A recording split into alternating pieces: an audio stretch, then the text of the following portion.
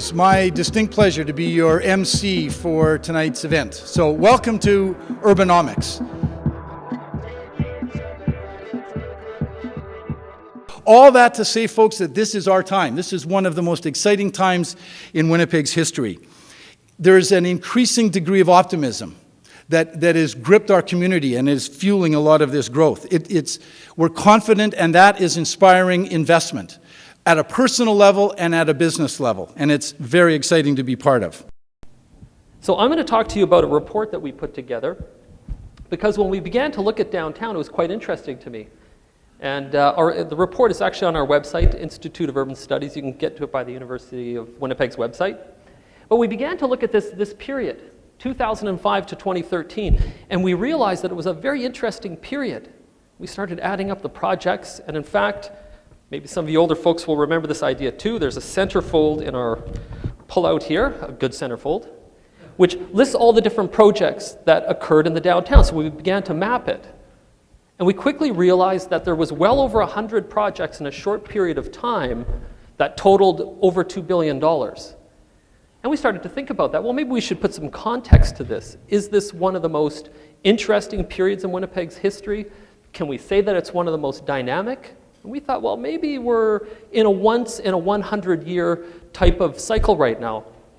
We've gone through the population growth that just recently, but interestingly, for the condominiums, the biggest target markets are first-time home buyers and investors in the younger age group, and then, of course, empty nesters who are downsizing, and that is where your biggest growth in Winnipeg is.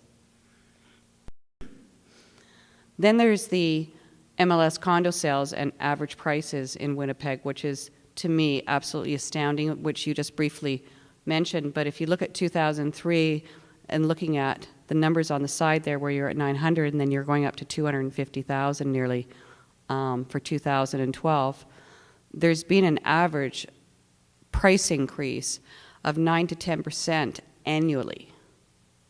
And that makes a huge impact in terms of investing in a new condominium, and I will explain that later. Now, the rental market, this is quite interesting. I did a lot of research on the rental market, especially in the downtown area. People are paying top dollar to live downtown. It's a vibrant place. It's going to get more vibrant, but people are really enjoying the lifestyle of living downtown. I went around to I've actually met with a couple of rental agencies, and they did some spreadsheets for us and gave us some analysis on the numbers that they figured that we would get. And they were high. The furnished rentals are exceptional. Forward-thinking development. First thing, forward-looking locations. That's what I'm going to talk about. It's the big thing about tonight. First and foremost, we go to locations that I see in them a future, even though they might not be particularly desirable or noteworthy right now. We see a future in them. Second thing, very important to us, design differentiated product. Our product looks and feels and is different than what's otherwise on the market. Constant innovation, it's like something that we work on. We're constantly looking for the next thing, whether it's new markets. I can tell you that what we're doing in Winnipeg with Glasshouse is something we've done in Toronto a number of years ago. What we're doing in Toronto now is different, but every market has its own state, and in Toronto we're innovating with things that we will be doing in Winnipeg and Ottawa and Halifax and Montreal to a lesser degree in a few years, let's say in 3 years. And finally, affordability, very important to us. We're not about the top 5%. We're about product and urban living for the bulk of people.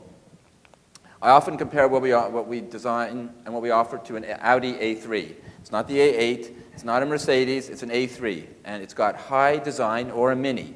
It's got a lot of design aspect to it, but it's actually not priced out of the realm of most people.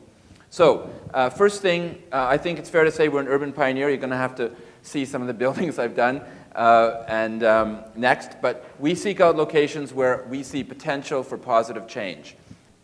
So the question is, why does this apply to Winnipeg? Because, sometimes people say, I've heard, this is Winnipeg, it's not Toronto, and Susan hears it all the time.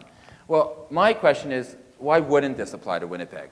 Like, I have to say, I've heard the same thing. I heard it in Toronto when we started in '96. I heard it in Ottawa. It's like, no, this doesn't make sense, or whatever. This is not New York when we were in Toronto in '96. And then it was, this is not Toronto when we were in, in Ottawa in 2001. And then Montreal was like, well, what? Like, screw off. And then, so people always say, well, because this is not where you were before. Well, so what are the reasons people say it's not Winnipeg? Well, okay, no one really lives downtown. Well, okay, I have to tell you something. That was exactly the situation in our King Spadina project in '96, Byward Market in 2001, for sure West Arnlands in 2007, and the Multimedia City in 2006 in Montreal. Those areas were like nothing compared to what we have in downtown Winnipeg today. I mean, they were empty, void, wastelands, a lot of them. So here you have a living, breathing city with amenities, with existing restaurants on the upturn. So I don't buy into that one. And next one is, people don't need to live in condos in Winnipeg. You know, the traffic's not like Toronto. We get that comment as well. Well, it's the same question I got a lot with Smart House. Why do people need to live in 300 square foot condos? I'm like, no one needs to. We're not telling people to.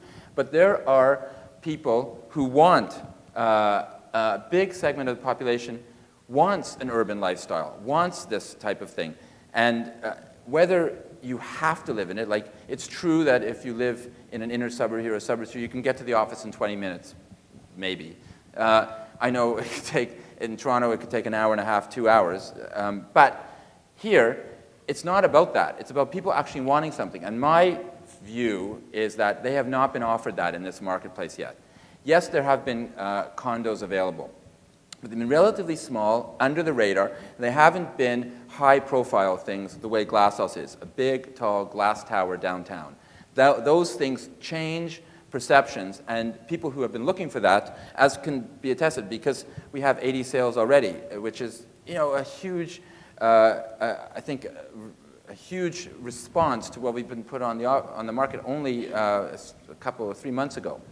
So, as far as I could see, with respect to Winnipeg, early adopters of our product in this city, I see no reason why it's different than early adopters in our Toronto project in the late '90s, or in Montreal, or in Ottawa, and hopefully in Halifax next week. So, last point. Why Glasshouse, my project? This is the part where I have, I become more of the salesperson. Glasshouse has all of the elements, really, that we've put into our projects over the years. It doesn't have the kitchen from Smart House, because that's not necessary in this market yet. We've distilled everything that's worked for us at this stage of the market in our past projects. We've incorporated in this project. And that leads to a success for us, and we hope for successful for people who've purchased from us, because we do have a lot of experience being first in the markets. It's the right location. My sense is that, first of all, the MTS Center, the Centrepoint development, I'm here because of the Centrepoint development. That will be a major change to that part of the city. 3 amazing restaurants, a super cool alt hotel. I don't know how many people have stayed in the alt hotel, but it is very cool. Office location, plus everything else going on with the shed. I think I'm very comfortable. Basically, that's why we came here, because I thought the location was right. Right design, as I've talked about, design is what we do, and I really do feel that, and you should check it out if you haven't already at our pop-up store. Right unit mix and pricing. People say, it's got to be, it can't be too expensive. Correct me if I'm wrong, Susan, but I think pretty well most of our product is under $300,000. Is that? So we design the mix so that we make sure that it's affordable in the market for the vast majority, for a good number of people, enough to do a 200-unit building, which is large for this market. And, whoops. Right. This project is, I think, my sense is a game changer in the city, as I said before, because of its size and its profile, because it's a glass tower that screams residential in the city with a certain lifestyle. And that's why I think Glasshouse is the right type of product if you want to get in on the ground floor of what I think we've been talking about, which is an upcoming boom in the marketplace. And that's why Glasshouse, I think, makes sense for Winnipeg today.